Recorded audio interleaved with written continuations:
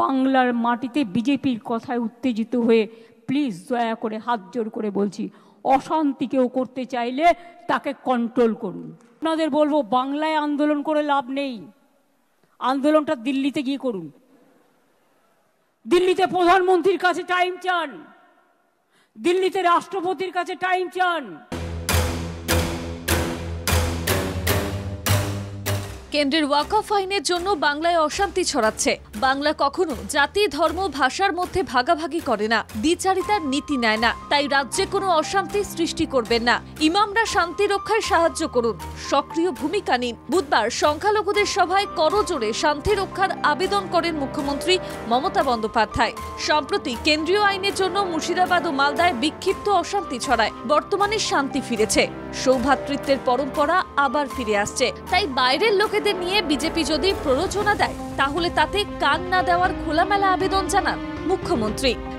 কেন্দ্র চুপি চুপি ওষুধ জ্বালানির মূল্য বৃদ্ধি করে এখন বিজেপি নজর ঘোরানোর ছক কষছে বলেও সোচ্চার হন মুখ্যমন্ত্রী মমতা বন্দ্যোপাধ্যায়। বাংলা কোনো আইন করেনি, ওয়াকফ আইন কেন্দ্রের। বাংলার সব ধর্মের প্রতি শ্রদ্ধাশীল, হিন্দু, মুসলিম, খ্রিস্টানদের সমান অধিকার। বাংলায় কোনো সংখ্যালঘুর অধিকার হরণ করা হবে না। বিজেপির কথায় বাংলায় আন্দোলন করবেন না, দিল্লিতে প্রধানমন্ত্রী রাষ্ট্রপতির দ্বারস্থ হন।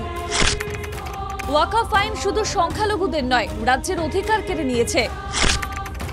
ওয়াকফ আইন রাজ্যে লাগু করার কোনো ভাবনা নেই, আশ্বাস মুখ্যমন্ত্রীর। বাংলাদেশে দুষ্কৃতীরা তাণ্ডব চালালে কেন্দ্রীয় স্বরাষ্ট্রমন্ত্রক কি করছিল? সব ধর্ম সমন্বয়ের অঙ্গীকার করে সব শ্রেণীর মানুষকে বিজেপির ফন্দি বানচাল করে দেওয়ার ডাকও দেন তিনি। শান্তিপূর্ণভাবে সংবিধান রক্ষা করার আন্দোলন করুন, কিন্তু কেউ অশান্তি সৃষ্টি করবেন না। বহিরাগতদের এনে রাজ্যে অশান্তি পাকানোর বিরুদ্ধে তদন্ত হবে বলে হুঁশিয়ারি দেন মমতা বন্দ্যোপাধ্যায়। 1934 এর প্রভিন্সিয়াল লেজিসলেশন, দেন ওয়াকফ অ্যাক্ট ন্যাশনাল হয় 1954 এ, then Walk-up Act, National 1995, now Walk-up Amendment Act 2025, যেটা করেছে রিসেন্ট। নরমে গরমে মুখ্যমন্ত্রী বুঝিয়ে দেন তিনি রাফ অ্যান্ড টাফ। হিংসা ছড়ালে বরদাস্ত করবেন না। ধর্মকে ঢাল করে বাংলার শিল্প সংস্কৃতিকে কুলুষিত করার ঠান্ডা মাথার প্ল্যান যে বাংলায় চলবে না, তাও সতর্ক করে দেন মমতা বন্দ্যোপাধ্যায়। একই সঙ্গে মুখ্যমন্ত্রী আশ্বস্ত করেন, যারা স্বজনহারা তাদের আর্থিক সাহায্য করবে রাজ্য সরকার। শান্তি রক্ষায় সজাগ ভূমিকা পালন করার আহ্বান জানিয়েছেন তিনি। 3টে পরিবারকে বিএসএফও গুলি চালিয়েছে, তার বিরুদ্ধেও অ্যাকশন হবে। আমি আমার চিফ সেক্রেটারিকে বলছি, বিএসএফ যারা গুলি চালিয়েছে, কেন চালিয়েছে তার তদন্ত রিপোর্ট হওয়া উচিত।